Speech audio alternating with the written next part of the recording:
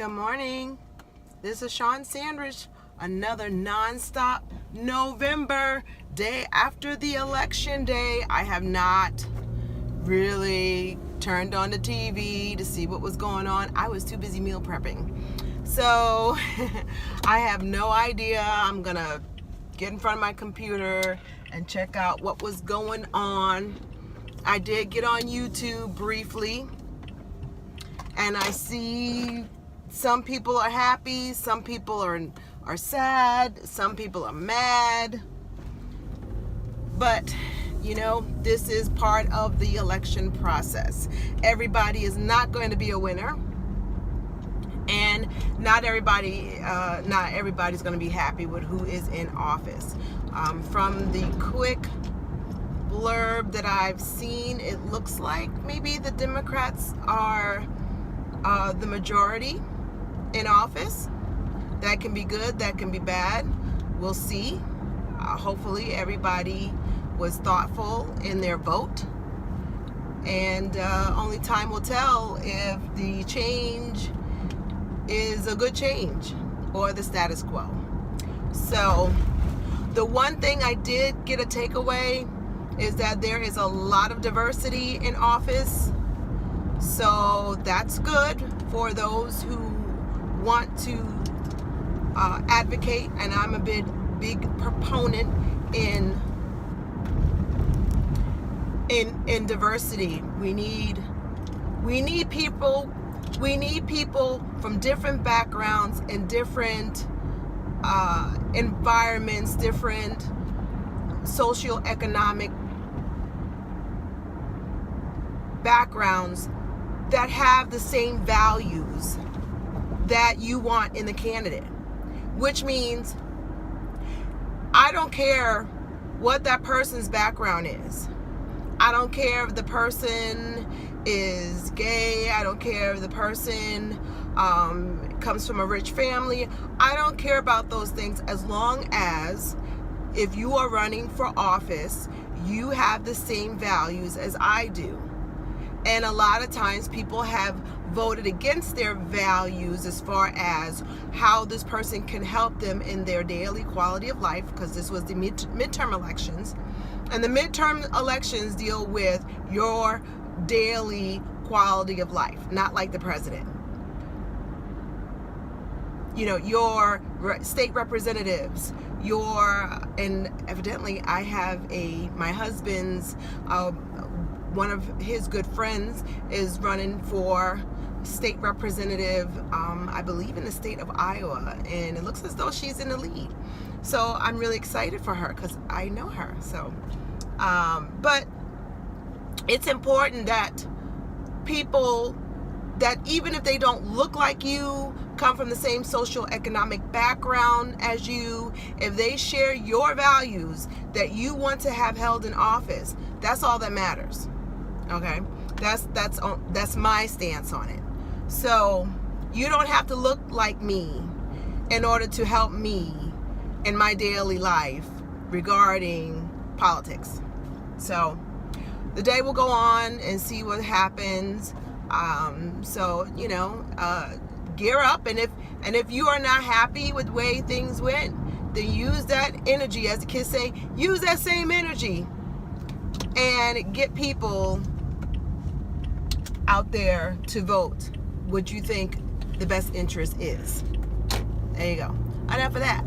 So I keep hearing all this back and forth yang about Kenya having her baby on the premiere of The Real Housewives of Atlanta. I would think at, you know, maybe poetic justice, you know, because she's not a peach holder. Maybe sweet revenge, you know, at the most. But if you've never been pregnant, for one, and if you've never been a high-risk pregnant woman, stop talking. Trust and believe. So a woman who's 47 years old, who is able who has been able to carry a child full term, and as far as we know, through all the different months, that child has not shown up with any type of birth defects that we know of or that they're disclosing. I saw the feed on Instagram. I saw the post. And if you've gotten this far, as far as she's gotten, and by all accounts, she wasn't even on bed rest.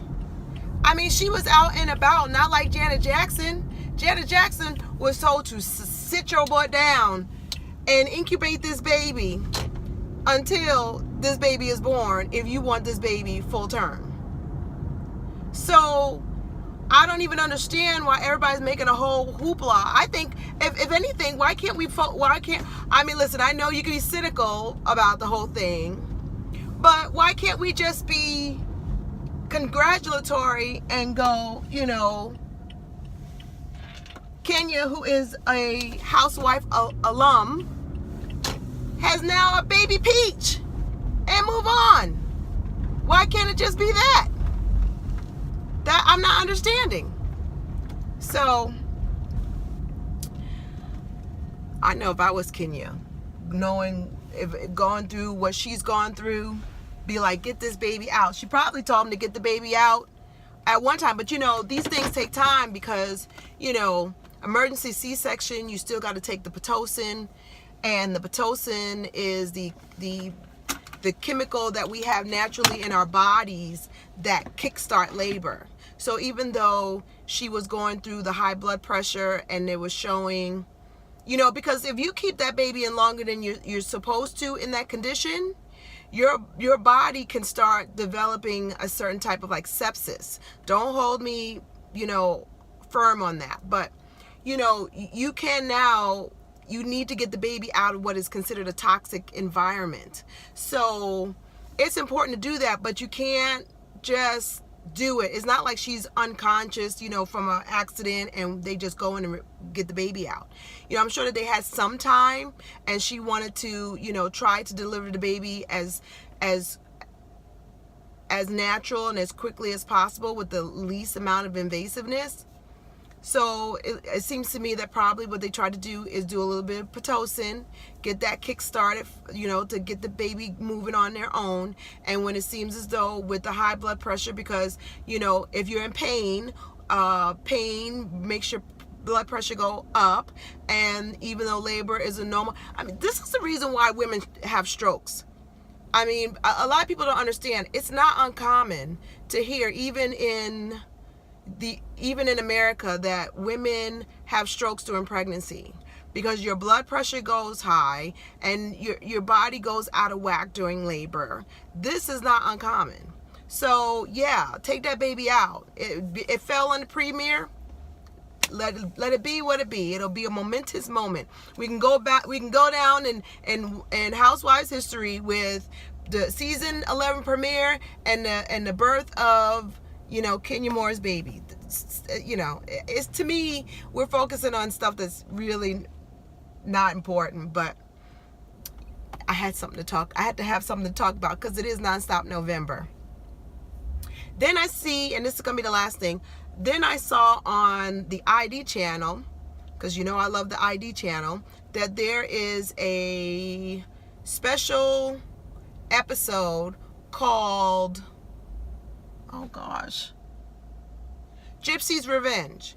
And if you don't remember, or if you're new to my channel, I did a review on Gypsy and her mother. I forget, it was kind of, I think it was called kind of like Mommy Dearest, and it was based on a true story of this woman who had Munchausen's syndrome, where a mother, a parent, or a caregiver, but mostly it's a mother, will inflict sickness or bring up symptoms of illnesses, and also go as far as having procedures done to the child so that the mother can get sympathy, because there's nothing more sad than a mother taking care of a sickly child.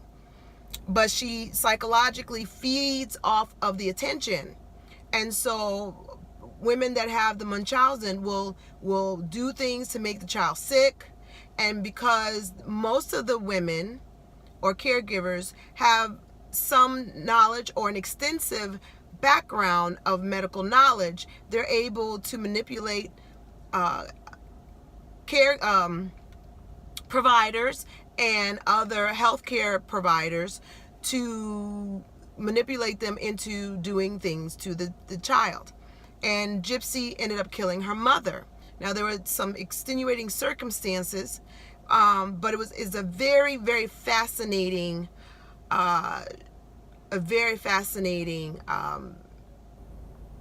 web of lies that this woman told to keep this child, Gypsy, younger than she was, and coaxed her into psychologically buying into the illnesses. Some illnesses she didn't know she did not have, but other things she knew that she didn't have. But her mother was so domineering, and by all accounts from the family members, she was not liked by the family members.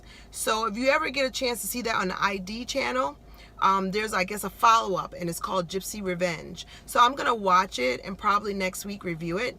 So I'm gonna see what that's all about. But yeah, so that's all I have for Nonstop November. Those of you the day after election, it's going to be okay. We're going to be okay. We're going to deal with whatever has come to pass or come to fruition. And we're going to get ready for the next election, because the next big election.